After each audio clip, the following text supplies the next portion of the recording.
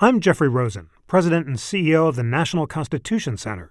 A few years ago, learning about the forgotten meaning of the pursuit of happiness changed my life. When the founders wrote that famous phrase in the Declaration of Independence, they meant an ongoing commitment to self-improvement and lifelong learning. This discovery inspired me to write a book, and in my new podcast, I explore the founders' lives with the historians who know them best.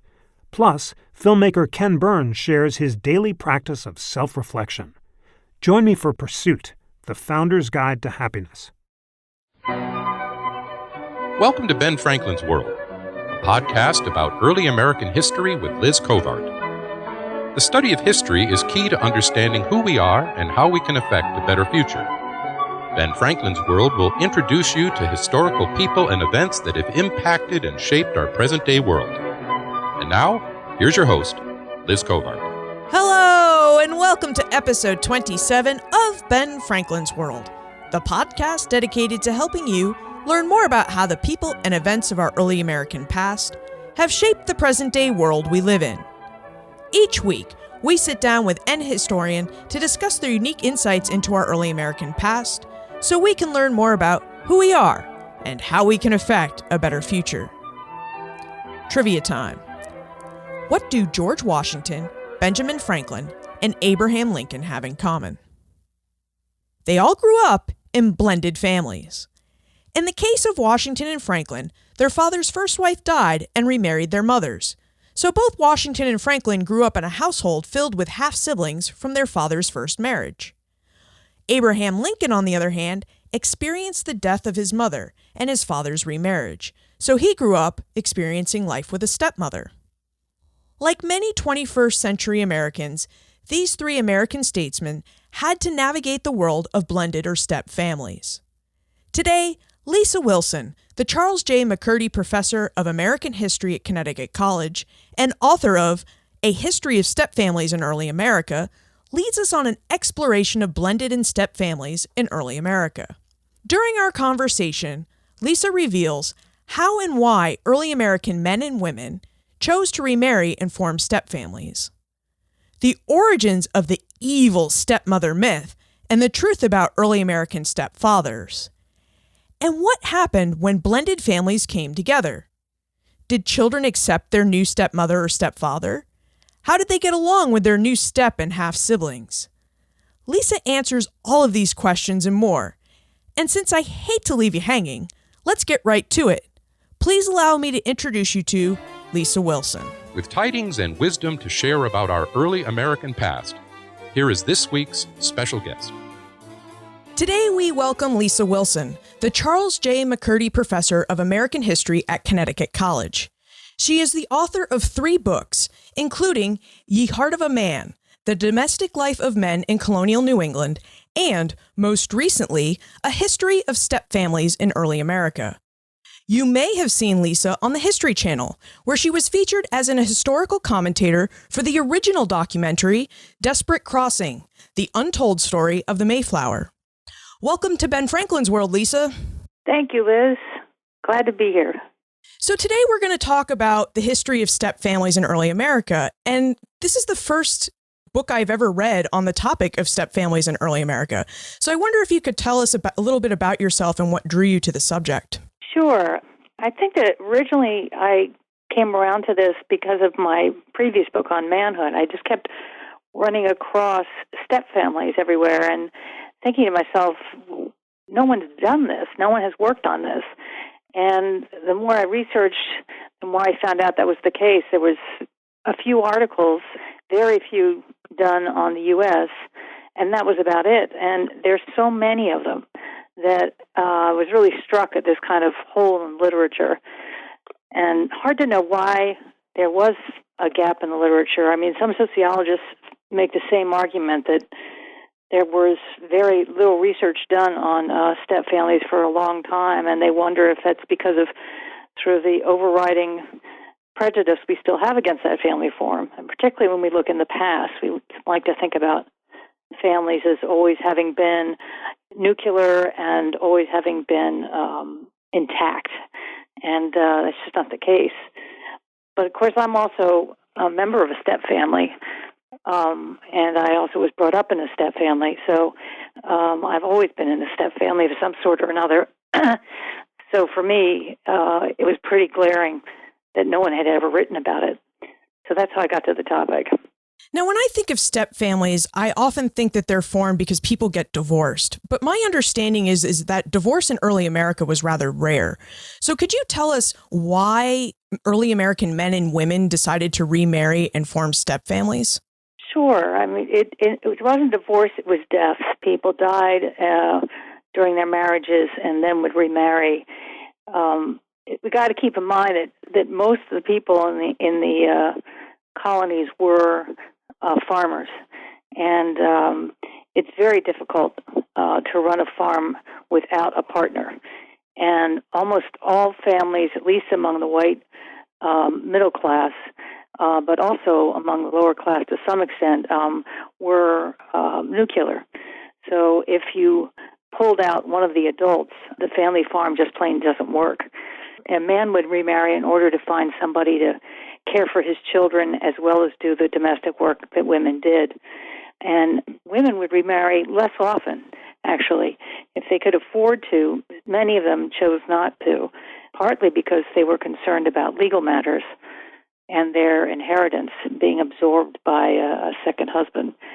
So it's much more urgent for men. They remarry very quickly, too. If you're trying to run a farm with, say, 8 children at your heels, you can imagine it just plain doesn't work without help.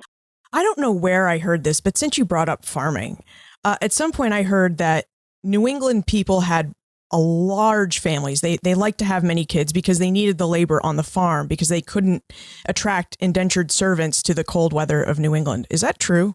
Well, they had large families compared to almost any other colony, particularly in the 17th century.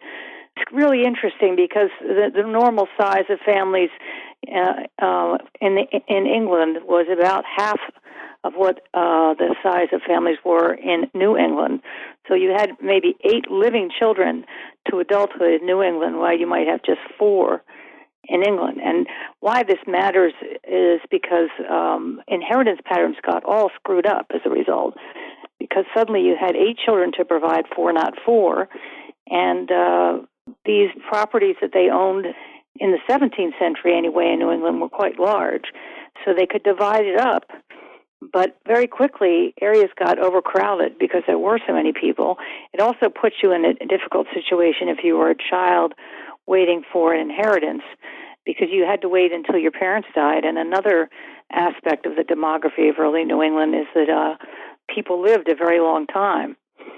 So suddenly, you had people living into their 70s and young men in their 40s waiting for their inheritance and not able really to launch until they had land to do so.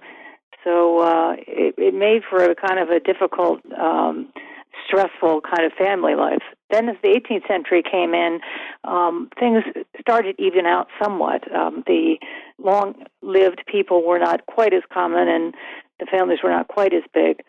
But it was really, one historian said that New England invented grandparents, and I like that idea a lot. People live long enough to see their grandchildren for the first time. So it was a very different place, no doubt about it. You mentioned the stress of family life, and I wonder if you could tell us about what type of legal and financial implications remarriage involved. And the way I understand it is it's different for both early American men and women. Right.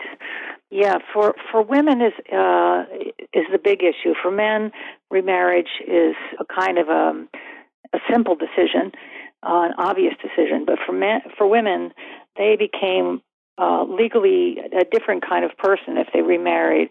When a woman is not married, she was in the law called femme sole, and when she married, she was called femme couvert, meaning covered woman. And you became literally covered or absorbed by your husband. So one legal commentator said you became one person, the man. And so at that point, all of your property went into the estate of your new husband. And as a result, you were very dependent on a good choice. if you pick the wrong man who was interested in using your property for his own benefit, that's something he could do. And a lot of that property was earmarked for your children from your first marriage. And so women worried about not only themselves, but also about the inheritance of their children. And so they, if they could afford to, often didn't want to take that chance, and instead used an elder son to do the kind of heavy work around the farm, and he would then eventually inherit. Men sometimes used their older daughters to do some of their housework, but they were much loath to do that, and I think that had a lot to do with issues of manhood, being dependent versus independent. Being dependent on your daughter was just culturally not done. And so the only solution for men was a permanent solution, and that was remarriage. So let's look at a couple examples of how early American men and women made the choice to remarry. In A History of Stepfamilies in Early America, Lisa tells the stories of Thomas Clapp, who remarried around 1737, and Mary Fish Noyes, who remarried around 1773. Lisa, would you tell us how Thomas Clapp and Mary Fish Noyes came to their respective decisions to remarry, and perhaps what ideas they had about the type of man or woman they wanted as their new helpmeet or spouse? Why I compared the two of them is they both left remarkable documents. Thomas Clapp basically wrote and he was former president of Yale, and he left this amazing document saying why I should or should not marry, and all the reasons for what he was thinking, which just knocked me out when I found it. And then Mary Fish Noyes, who is more well known for being the wife of a revolutionary, left also a document describing what she thought was the ideal mate. And again, the question of whether she should remarry was part of that document. So I thought they were an interesting parallel. Clapp's a little bit earlier. He is a very devout, sort of old-fashioned Puritan, and so he was looking for at what they called in the 17th century a helpmeet, a woman that could help him around the house, but also help him spiritually to some extent, be his spiritual partner as well as his domestic partner. Mary Fish Noyes actually married a minister first time around and eventually married 4 times.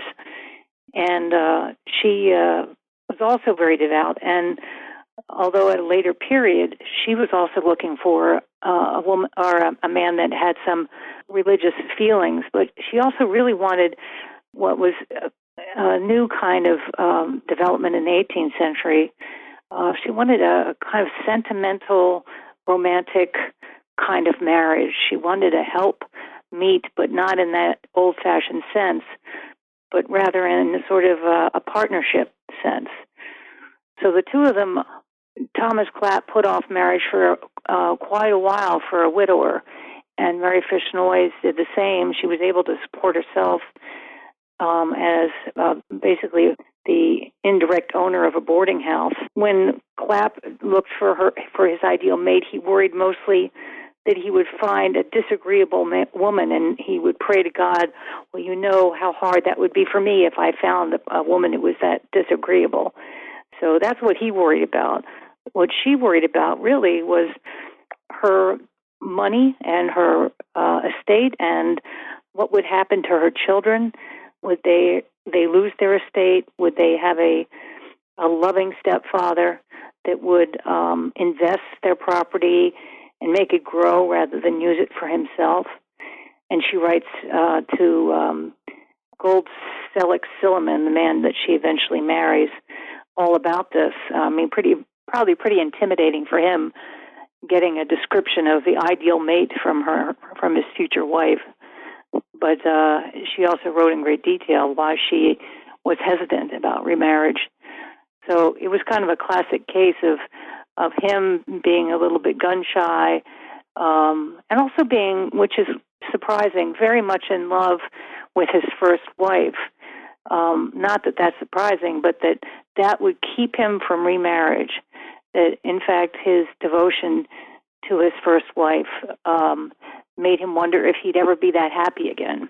And so he was concerned about remarrying because of that. He had married very, very young woman his first time around, and so it's very much a love match. It's an interesting comparison. I wish they had been exactly the same date, and then I could have done a direct comparison. But the way it worked out, it kind of did a good job of talking about change over time in the 18th century. Can we look for a moment at a little bit of that change? You said that Mary Noyes was really looking for a partner. And when in the 21st century, when we think of a partner, we think of someone who's equal to us, that will help us do the chores around the house, share financial responsibility, help raise the children. What does a partnership look like in the 18th century? And why was it such a new phenomena? Well, it's funny. I go through this a lot thinking about this because there was definitely a change in language during the 18th century about how people write about their relationships. And as time goes on, they become, by the end of the 18th century, much more sentimental in their ways of talking, much more talking about romantic love. But I'm not altogether convinced that people weren't romantically in love prior to this time period. I mean, you can certainly find examples. John Winthrop is probably the most famous one, but there's lots of examples of marriages that go back to the 1400s in Europe, for example, that are clearly romantic. So I think what we see in the end of the 18th century is a new way of speaking and maybe some change in behavior. And this is it's almost entirely among those who can afford to think about these issues. So we have the white middle class, and that's part of what's going on as well. Is you have the rise of the bourgeoisie in Europe and the middle class here, and they start to self-define. They want to make themselves a distinct group, and many of them define themselves in terms of their families and how those families interacted.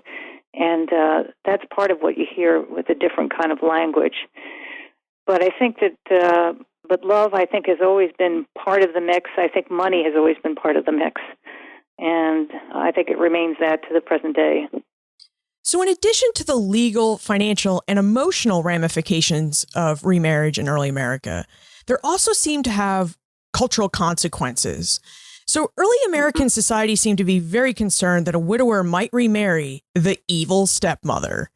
So Could you tell us where that evil stepmother myth or concern came from and how it developed? It's very interesting in its longevity. I mean, it's kind of frightening in how common these stereotypes are still used today. But there's a book that came out not so long ago about ancient Greece, finding evil stepmothers in ancient Greece.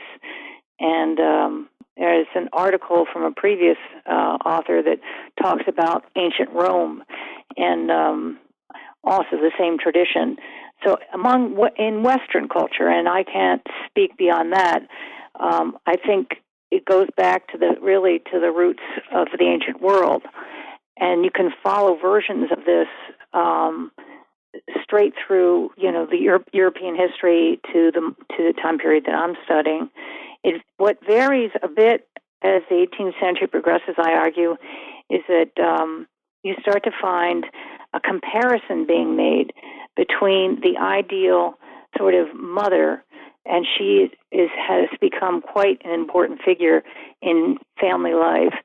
As the sentimental family, the romantic family becomes important, the mother becomes the center player, the person who runs the household, the person who is the center of this child-oriented household. And so that mother figure is already exaggerated and of course, has more than normal meaning. So you have this exaggerated ideal mother, and I argue that increasingly stepmothers are compared against that ideal mother.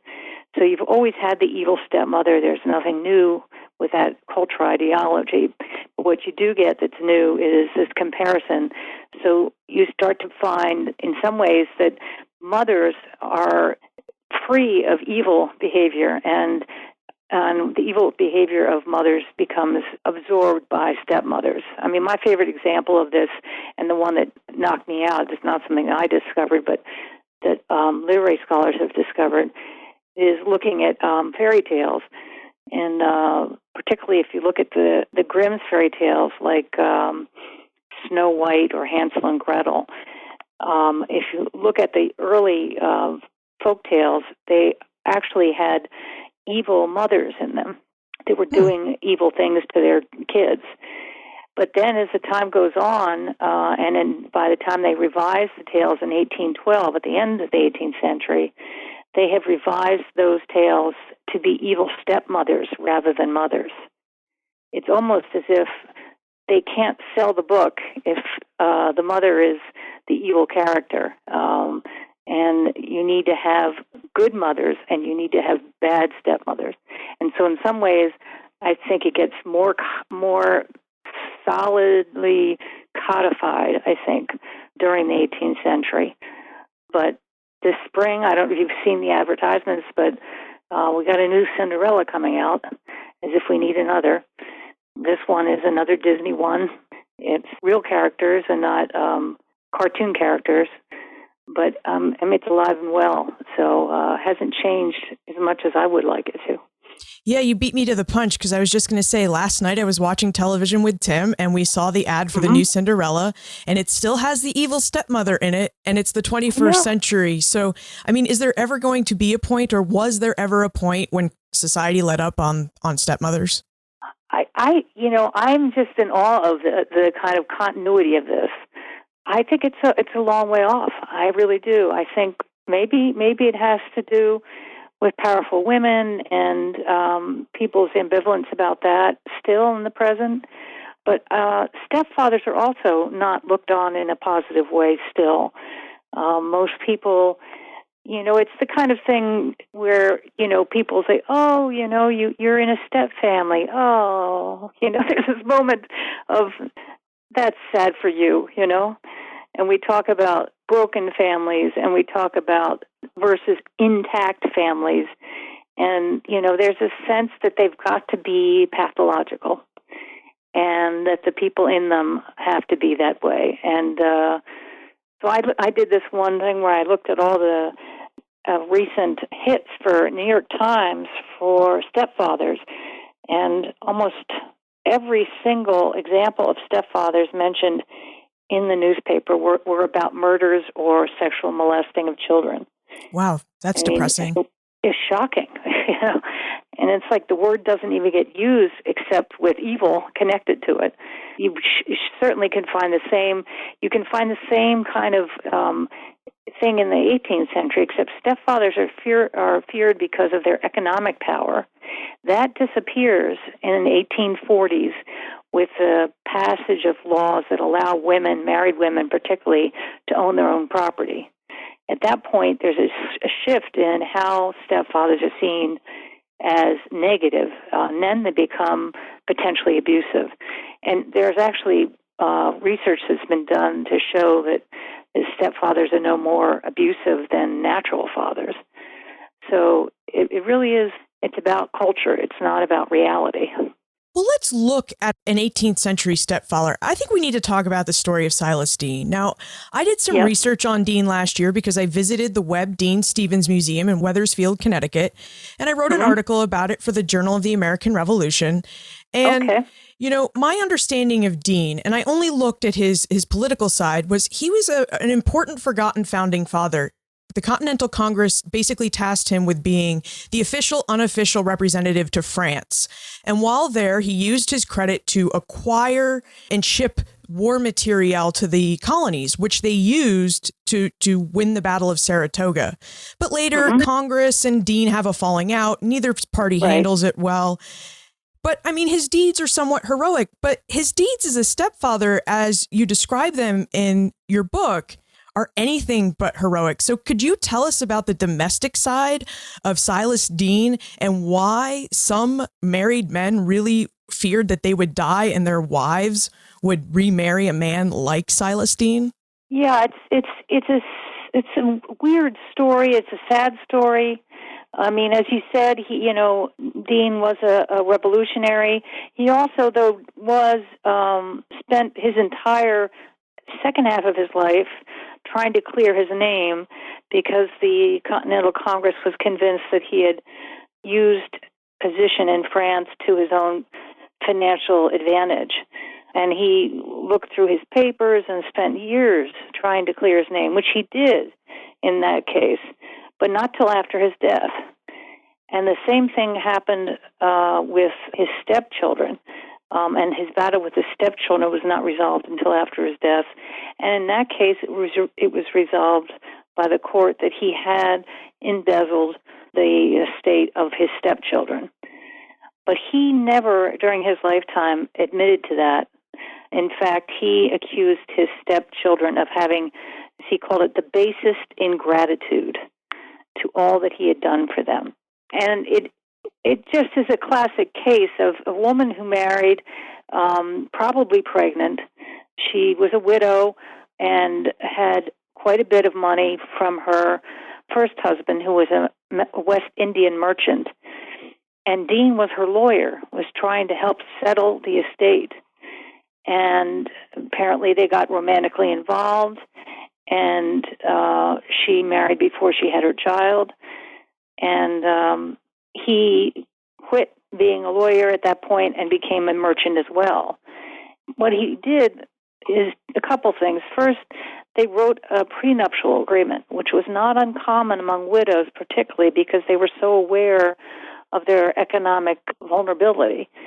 So he probably wrote a prenup.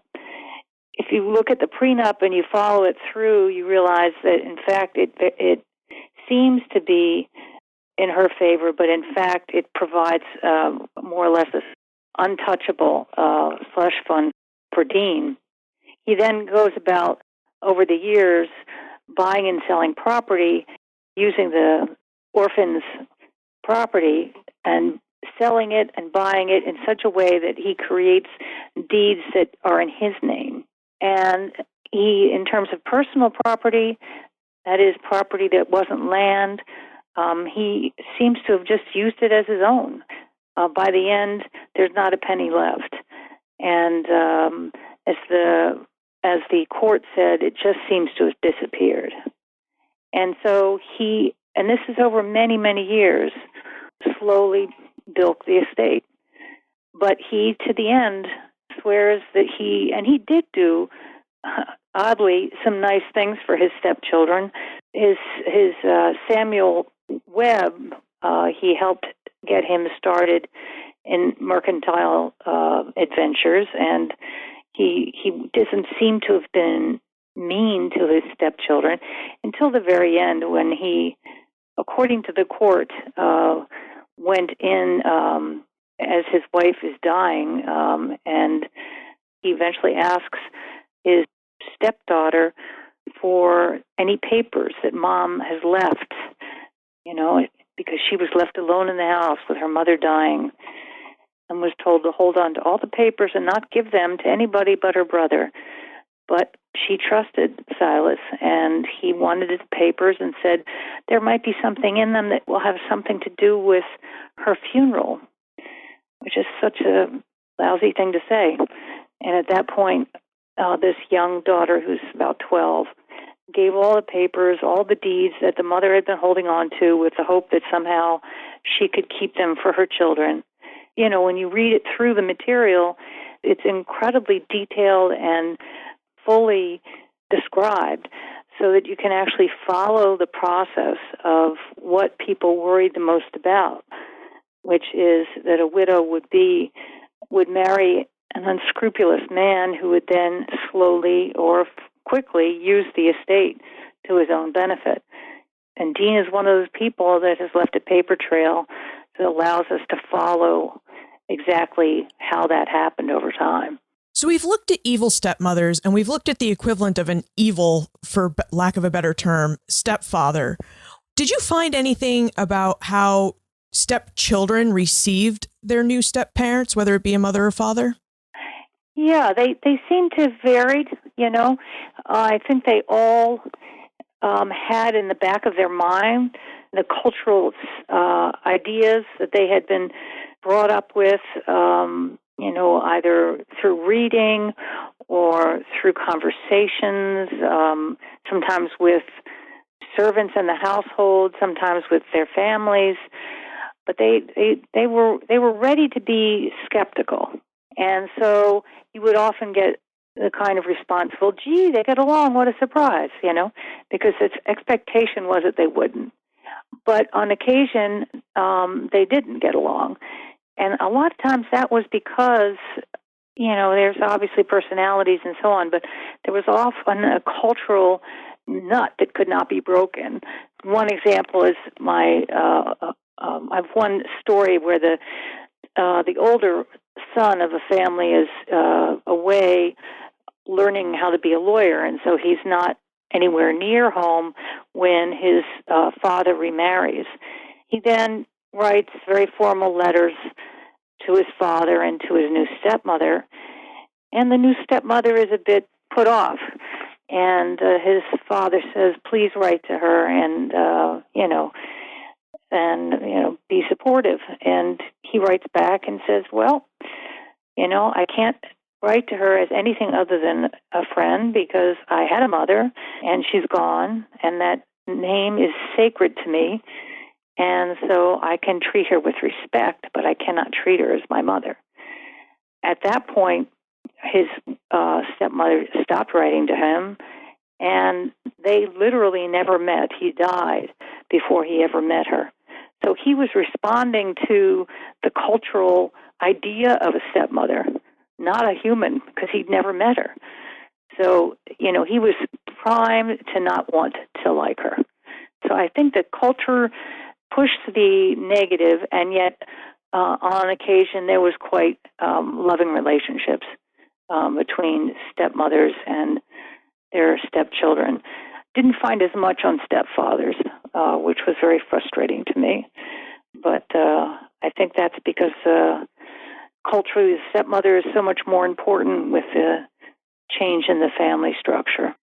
And what about relationships between half and step siblings? In your book, you talk about the stories of James and Benjamin Franklin and John Singleton Copley and Henry Pelham. So what can those stories tell us about the relationships between half and step siblings? Well, I was kind of surprised in what I found everywhere. I found it in fiction. I found it in actual relationships.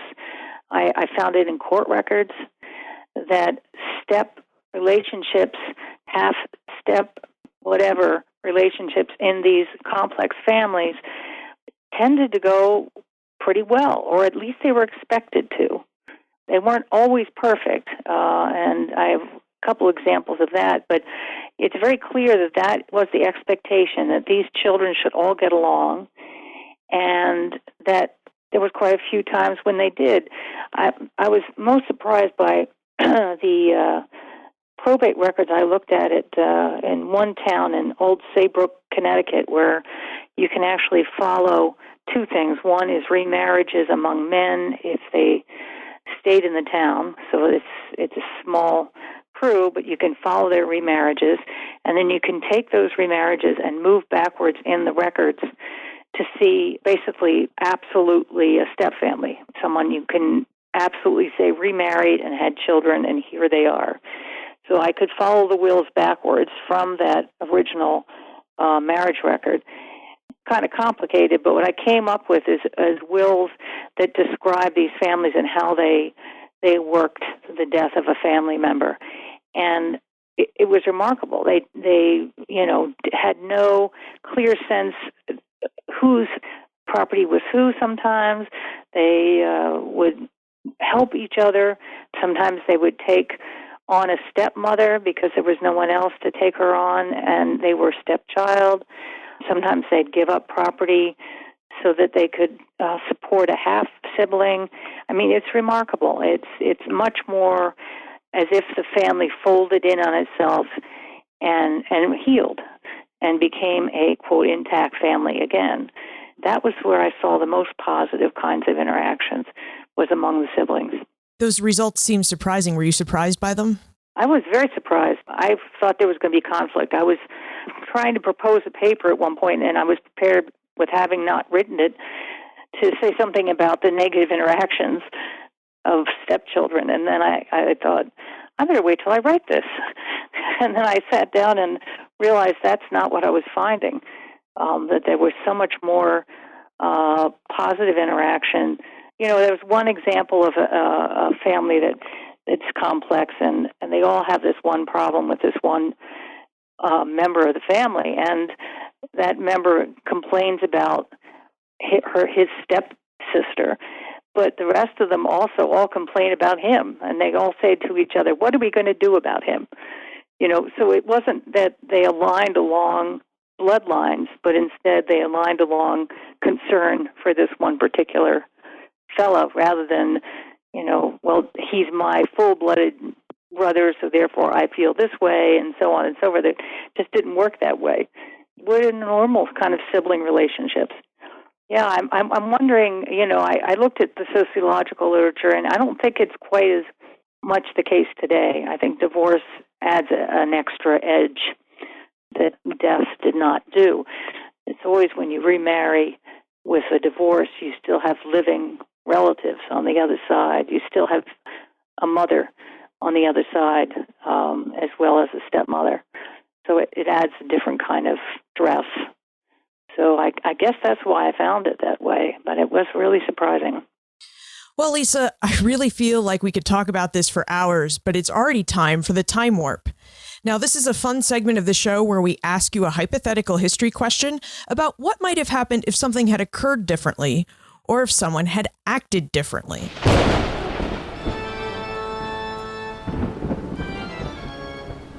The time warp. Historians can't predict the future, but they can speculate about what might have been. Are you ready for your time warp question? I am. Okay, so as you may know, George Washington, Benjamin Franklin, and Abraham Lincoln had all been raised in a step-family situation.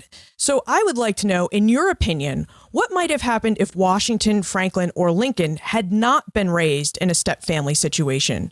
Do you think their history or the history of the early United States might be different? That's very interesting. I think maybe with Franklin. I mean, Franklin, you know, battled with his stepbrother quite a bit. He was his apprentice and printer. When he had those battles, he ran away and went to Philadelphia and began his own print shop, masquerading as a full-fledged printer, and the rest of it's history. So I wonder if he would have run away if it wasn't for the step relationship. Of course, as we said, most step siblings got along. That's an interesting thing to think about. I mean, George Washington, you know, it's interesting to think about his stepbrother, who he was so very close to, and they both went at one point to Barbados to try to get the older brother healthy again, and he didn't become healthy. But it's likely that Washington contracted smallpox when he was there, and as a result was sterile for the rest of his life and never had children of his own. I think that's an interesting little thing to think about. I mean, it's all a house of cards, really, but it's interesting to think if the step relationships had been different, what would have happened differently in the interim. I didn't know about Abraham Lincoln. That's very interesting. Yeah, I'm not 100% sure, but I'm pretty sure that his stepmother actually taught him his love of books. Oh, okay. That's very interesting. That's a little later period than me. What you have is families, in effect, step or otherwise, that have been mended, which they had to be. And so then it becomes a question of how people behave within those families. And I think that step relationships for both George and Benjamin were very important and really defined their lives. They followed after their older sibling, which happened to be a step sibling, you know, or a half sibling in the case of George Washington. Oh, and actually Franklin, too. It would be half-sibling. Well, now you're going to make me think about this. Well, we'll be thinking about it right along with you. Before we conclude, would you tell us about what aspect of history you're researching and writing about now? Yeah, I'm doing a project on, I'm calling it something like Imperial Women, and looking at Atlantic history and trying to reassert the place of women in that history, and also at the same time to try to make the Caribbean central to how we think about particularly the 17th century, and what we often end up with is 13 colonies, when in fact the Caribbean was much an essential part of the story as these colonies. I found one brochure that said the options for you to come from England to the New World are New England, Virginia, Bermuda, and Barbados. The islands were just as central as what we think of as, say, Plymouth and Jamestown. So that's what I want to do is do something with the women in those places and try to do some comparisons. Will there be any comparisons with the mother country? Because if you think about it, Great Britain is portrayed as a woman, and she ruled it all for a while. Yeah, I mean, and so was America. Yeah. Is represented as a woman, as a Native American woman. So, yeah, I mean, that was one of my great findings about the Revolution, that we had stepmother England, which was basically not a remarried woman, but rather an evil woman. So what had been a loving mother country became an evil stepmother during the Revolution. I don't think I'll ever leave my stepfamilies too far behind. And where is the best place to look for more information about you, your work, and how to get in contact with you? Probably the best place is the Connecticut College website. And all you have to do is search for me on that website, and I have a little details on my work and what I've been up to. And you can always contact me via email. And you won't even have to search for her, because we'll have a link to her webpage on the show notes page for this show. Well, Lisa, Terrific. I very much enjoyed our conversation. Thank you so much for joining us. Oh, thank you for having me. Fairy tales from our youth had prepared us for the existence of evil stepmothers, a concept that appears live and well in our own 21st century. But were you prepared for the fears that early American men and women harbored about evil stepfathers entering their families? Were you surprised by how well it seems that most step and half-siblings got along? You can find information about Lisa, her book, A History of Stepfamilies in Early America, plus everything we talked about today on the show notes page for this episode. You'll find it all at benfranklinsworld.com/027. Do you love this podcast? Please help support Ben Franklin's World by telling your friends, family, and fellow history lovers about us. In addition to leaving ratings and reviews, word of mouth praise is the best way to help us make Ben Franklin's World visible and findable for new people. Finally, if you could rewrite any fairy tale for the purpose of recasting its evil stepmother with an evil stepfather, which fairy tale would you rewrite? Share your answers by sending an email to liz@benfranklinsworld.com or tweet me @LizCovart. And remember, never leave till tomorrow that which you can do today.